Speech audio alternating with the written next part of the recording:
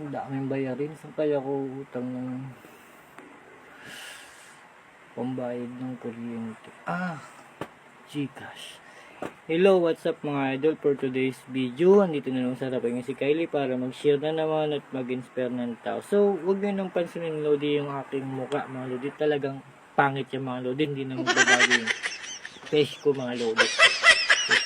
At kung hindi ka pinautang ng kaibigan mo, mga katrabaho mo, kamag-anak mga Lodi, eto na mga Lodi, i-Gcash mo na yan. Yes mga Lodi, pwede po tayo mangutang dito kay Gcash. So, paano mga Lodi? So, sa next video ko Lodi, tuturo naman sa inyo mga Lodi kung paano tayo mangutang dito kay Gcash. So, abangan nyo na lang mga Lodi.